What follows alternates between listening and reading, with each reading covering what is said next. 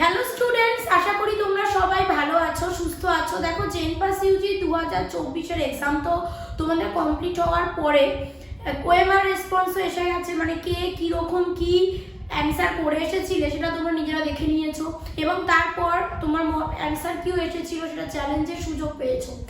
এরপর তোমাদের বক্তব্য হচ্ছে যে রেজাল্ট কবে আসবে, অনেকে দেখছি এটা মেসেজ করছো বা ইউটিউবে কমেন্টে জানাচ্ছ। তো সেটার জন্য দেখো বলি, এটা জেনে রাখো যে ফাইনাল অ্যান্সার কি আসার নোটিশ যদি আসে, মানে যদি আসে মানে নোটিশ আসবে, এবং ফাইনাল অ্যান্সার কি যেই পাবলিশড হবে সেদিনই বা তার পরের দিন, একদিন দুদিন ম্যাক্সিমাম, তার মধ্যে কিন্তু রেজাল্ট চলে আসবে। এবার সেই দিনটা কি হতে পারে, একদম এই তারিখেই রেজাল্ট বেরোবে সেটা তো কেউই বলতে পারে না, কিন্তু আগস্ট মাসেই তোমাদের রেজাল্ট বেরিয়ে যাবে, এটুকু তোমরা শিওর থাকো। এবং তাতে তোমরা বুঝতেই পেরেছো, তোমরা নিজেরা দেখে নিয়েছো কে কত মার্কস মোটামুটি পাচ্ছ, এবং সেই অনুযায়ী তোমাদের কিন্তু একটা আইডিয়া হয়ে যাচ্ছে যে 2024-এ জেনপাস ইউজি নার্সিং হোক, প্যারামেডিক্যাল হোক, যে যেটা করতে চাইছো সেটাতে গভর্নমেন্টে চান্স পাবে কিনা। দেখো, আমি আবারও বলছি, বহু প্রাইভেট কলেজ রয়েছে, কিন্তু এত প্রাইভেট কলেজে এত ছেলে মেয়ে প্রতি বছর যে পড়বে, প্রাইভেট কলেজের সংখ্যা বাড়ছে, আমাদের মনে হচ্ছে সিট বাড়ছে। আমাদের যদি অ্যাফোর্ড করার ক্ষমতা থাকে আমরা প্রাইভেট কলেজে পড়ে তো নিচ্ছি, কিন্তু সেই টাকা, মানে প্রাইভেট কলেজে যত লাখ টাকা খরচ করে আমাকে পড়তে হবে, সেই টাকাটা উঠবে কি করে না আমি যদি সেই লেভেলের চাকরি পাই, সেরকম আর্নিং যদি করতে পারি, সেটা কি হবে কেন? আমরা দেখছি যা পরিস্থিতি হয়ে দাঁড়িয়েছে, সেখানে কিন্তু কম্পিটিশন তো সব দিকেই রয়েছে। এবার যেহেতু ধরো এই নার্সিং বা প্যারামেডিক্যাল কোর্স পড়ার প্রবণতাটাও প্রচণ্ড হারে বেড়ে গেছে রিসেন্ট ইয়ারগুলোতে, তাই সেখানেও কিন্তু কম্পিটিশন কম নয়। তো তাই তুমি প্রাইভেট কলেজে প্রচুর টাকা ইনভেস্ট করে যখন নার্সিং বা প্যারামেডিক্যাল পড়তে যাবে, তারপর কত টাকা মাইনের চাকরি পাবে তুমি, সেটাও কিন্তু একটা ভাববার বিষয়। তো সেই জন্য সবসময় এটাই বলবো যে সরকারি কলেজকে তোমরা টার্গেট করার চেষ্টা করো, যাতে সরকারি কলেজে তুমি পড়বার মতন চান্স পাও। সেটা এবছর হলে খুব ভালো, যদি না হয় তাহলে তোমাকে কিন্তু নেক্সট সেশনের জন্য প্রিপারেশন নেওয়াটা কিন্তু খুবই জরুরি।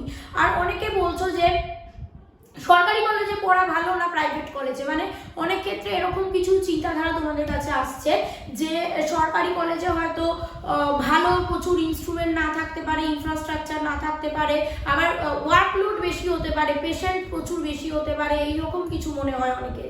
মানে এরকম একটা সরকার, এখনকার যে পরিস্থিতি হয় না, মানে বেশ কিছু লোকের সরকারি জিনিস শুনলে একটা নানা ভাব আর কি, যে সেখানে বোধহয় সব কিছু খুব চিপ, মানে সস্তার জিনিস পাওয়া যাবে। আমি খুব মানে নর্মাল ভাবে বিষয়টা তোমাদের কাছে তুলে ধরার চেষ্টা করছি, পাওয়া যাবে। তো এইরকমও কিন্তু অনেকের চিন্তাধারা থাকে, কিন্তু বিশ্বাস করো এরকম কিন্তু পড়াশোনার ক্ষেত্রে নয় গো। তুমি যদি কোনো সরকারি কলেজে ভর্তি হও, তুমি নার্সিং পড়বার জন্য, প্যারামেডিক্যাল পড়বার জন্য, তোমরা সবাই জানো এগুলো অ্যাপ্লিকেশন বেসড শিক্ষা।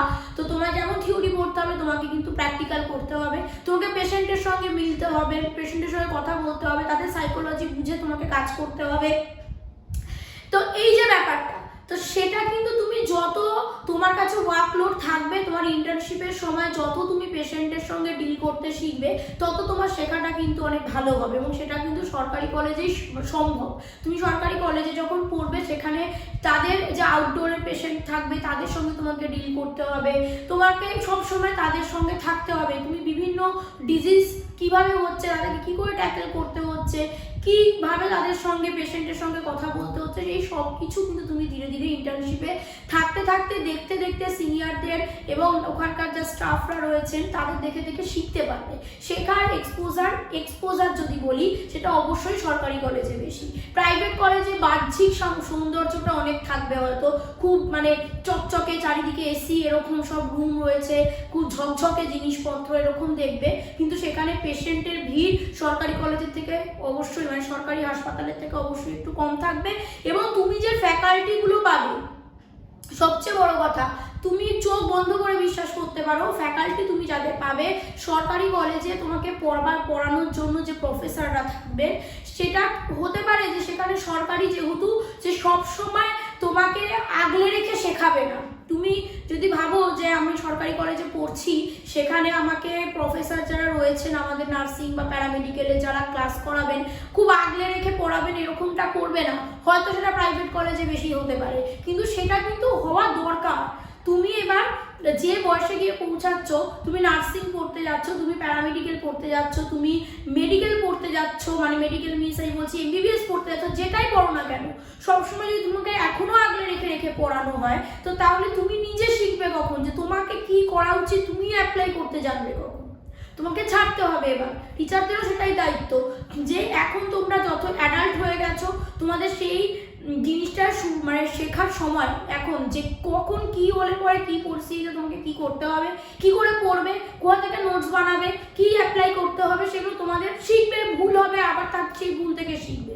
সবসময় আগলে রেখে এখনো পর্যন্ত করানোর টাইমও আর নেই, এবং সেটা খুব দরকার যাতে তোমরা সব দিক থেকে সেই ইন্ডিপেন্ডেন্ট হয়ে যাও, বা ধরো কি কাজ করবে সেগুলো অ্যাপ্লাইয়ে তুমি অনেক বেশি কি বলা যেতে পারে তো আত্মবিশ্বাস তৈরি হয়ে যায়। সেটা কিন্তু খুব দরকার। তুমি যখনই এই ধরনের কোনো রকম যেগুলো অ্যাপ্লাইড বেসড তুমি কাজ করতে যাচ্ছ, মানে সেখানে শুধুমাত্র বই পড়ছি তো আমরা নয়, ম্যাক্সিমাম জিনিসটাই আমাকে লোকের সাথে ডিল করতে হবে, আমাকে কাজ করতে হবে, হাতে কলমে ওগুলো করতে হবে, পড়তে তো হবেই, কিন্তু তার সঙ্গে প্র্যাকটিক্যাল বেসড এই জিনিসগুলো। তো সেই জন্য আমার ক্ষেত্রে তোমরা অনেকে জানতে চাইছো যে আমার কাছে অ্যাফোর্ড করার মতন সম্ভব রয়েছে, আমি যে অ্যামাউন্টটা প্রাইভেট কলেজে লাগে সেটা দিয়ে পড়তে পারবো, তাহলে আমার প্রাইভেট কলেজে পড়া উচিত না সরকারি কলেজে পড়া উচিত? তো আমি তো অবভিয়াসলি সবসময় বলবো সরকারি কলেজে পড়া উচিত। কারণ এই জিনিসগুলো তোমার মনে হবে সরকারি কলেজে এত চাপ, এত কিছু, ওগুলো ভালো নয়, কিন্তু আলটিমেটলি ওগুলোই ভালো। তোমার মনে হতে পারে আমরা সরকারি কলেজে ওই যেটা বললাম যে আগলে রেখে সব কিছু হাতে ধরে শেখাচ্ছে না, সব কিছু আমাকে থিওরি পড়িয়ে দিচ্ছে না, সব থিওরির নোটস দিচ্ছে না, আমি পরীক্ষায় কি করে পাশ করব, তোমার মনে হতে পারে তার মানে নেগলিজেন্সি হচ্ছে। কিন্তু বিশ্বাস করো, তার থেকে তোমাকে যে ছেড়ে দিয়ে প্রিপেয়ার করার জন্য তো ছেড়েছে, এবং তাতে তোমাকে অবশ্যই গাইডেন্স তো তুমি একটা পাবে, যেখানে আটকে যাবে তোমাকে হেল্প অবশ্যই করবে, কিন্তু তুমি এইভাবে কিন্তু শিখতে পারবে, তোমার শেখার ক্ষমতা আসবে, যেটা অবশ্যই দরকার। তো আমি সবসময় প্রেফারেন্স বলবো সরকারি কলেজ, তুমি চান্স পাওয়ার চেষ্টা করো সবসময় সরকারি কলেজে, যদি না হয় একান্ত কিছু করার নেই তখন তুমি প্রাইভেট কলেজে যাচ্ছ, বা যাবে কিনা না নেক্সট সেশনে আবার একবার ভালোভাবে চেষ্টা করে সিলেকশন নেবে সরকারি কলেজে, সেই ডিসিশন নেবে, সেটা তো তোমার উপর ডিপেন্ড করছে। কিন্তু চুজ যদি করবো, আমাকে দুটোই অপশান আছে, তাহলে অবশ্যই আমি সরকারি কলেজই চুজ করবো। আচ্ছা, এই একটা ব্যাপার তো গেল। অনেক ছেলে মেয়ে দেখছি এই একটা মানে ডাউট জিজ্ঞেস করছো তোমরা, তো তাই সেটার একটা ডিসকাশন আমি করে দিলাম। এবং তার সাথেই বলে রাখি যে জেনপাস ইউজি, নিট, জিএনএম, এএনএম, এই ধরনের এইমস নার্সিং, এই ধরনের যে এক্সামসগুলো হয় সেটার কিন্তু 2025-এর প্রিপারেশনও চালু হয়ে গেছে। তোমরা সবাই জানো অ্যাচিভার স্টাডি সেন্টার অ্যাপে ক্লাস করানো হয়, অনলাইন লাইভ স্ট্রিমিং হয় প্রত্যেকটা সাবজেক্টের, মানে যে যে এক্সামসগুলো বললাম সেখানের জন্য দরকার যে যে subject, physics, chemistry, biology, logical reasoning, English, GK, maths, যে কোর্সে তুমি অ্যাডমিশন নেবে সেই কোর্সে এক্সাম হওয়ার জন্য যা যা সিলেবাস আছে, যা যা সাবজেক্টস আছে, এই সবগুলোরই কিন্তু লাইভ ক্লাস হয়। সব লাইভ ক্লাসের কিন্তু রেকর্ডেড ফর্মে তোমাকে ভিডিও আপলোড করা থাকে।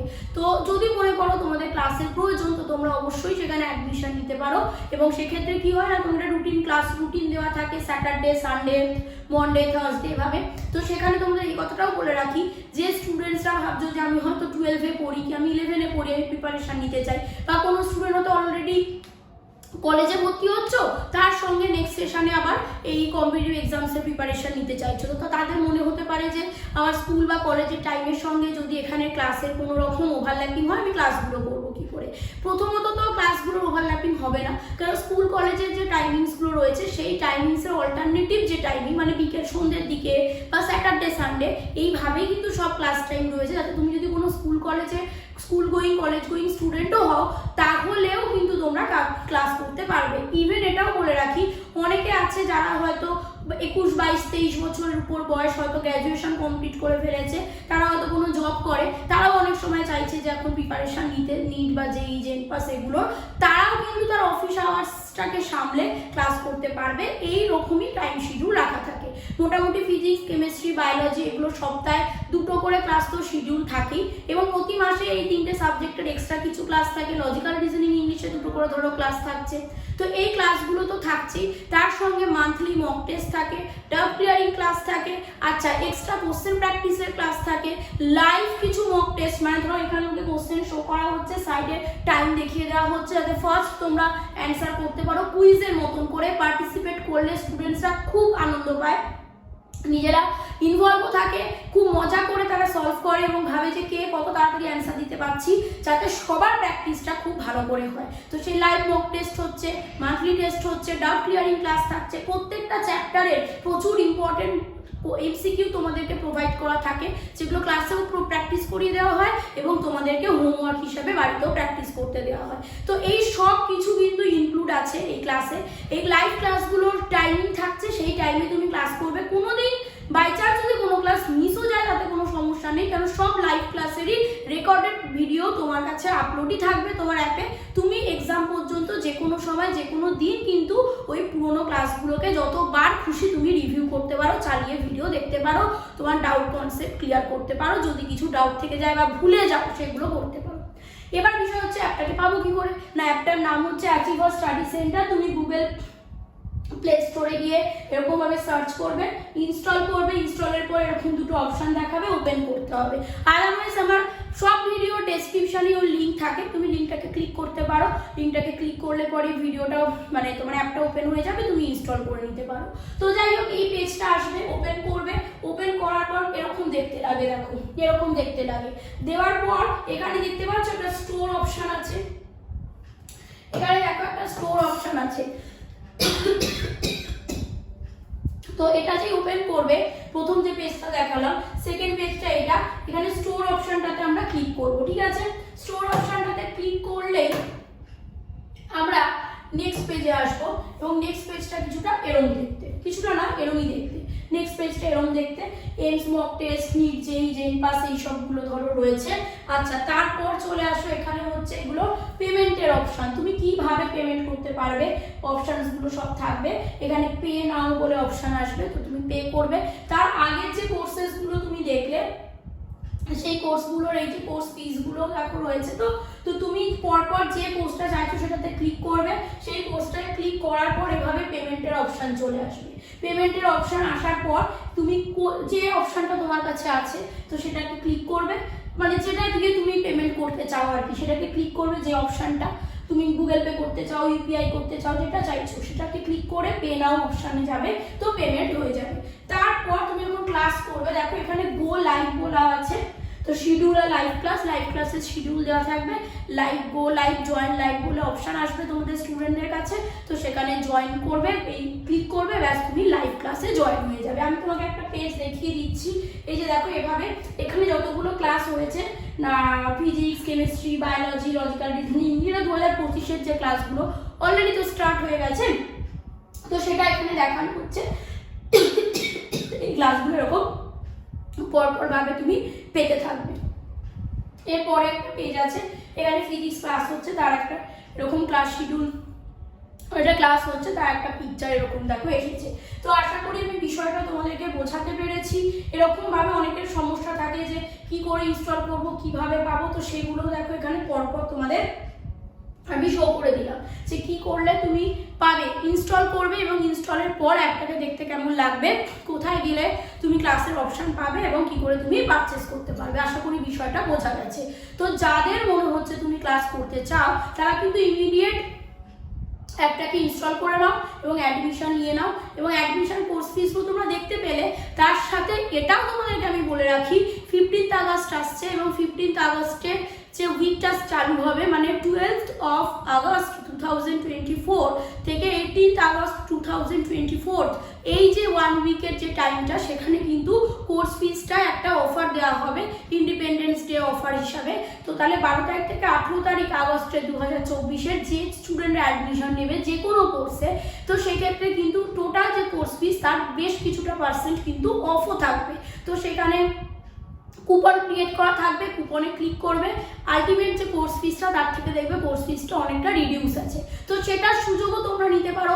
অনেক স্টুডেন্টের মনে হয় এমনি কোর্স ফিস অনেক রিডিউস করা আছে, তাও যদি কারোর মনে হয় যে কোর্স ফিসটা আরেকটু কম হলে আমাদের পক্ষে আরও সুবিধা হতো, তারা কিন্তু এই 12 থেকে 18 আগস্ট পর্যন্ত যে সুযোগটা তোমরা পাচ্ছ যে কোর্স ফিস আরও কমানো হচ্ছে, সেই সময় তোমরা অ্যাডমিশন নিয়ে নিতে পারো এবং ক্লাসটাকে পেতে পারো। তো এটাও একটা বলার ছিল। তো যে স্টুডেন্টদের মনে হয় যে না আর আমি সময় নষ্ট করবো না, 2025-এ আমার সিলেকশন অবশ্যই দরকার, তারা কিন্তু অবশ্যই অ্যাডমিশন নিতে পারো। এবং অ্যাডমিশন রিলেটেড মানে তুমি 2025-এ ক্লাস করতে চাইছো, প্রিপারেশন ক্লাস 2025-এর জন্য, মানে 2025-এর এন্ট্রান্স এক্সাম দেবে, তার জন্য তুমি প্রিপারেশন ক্লাস করতে পারছো।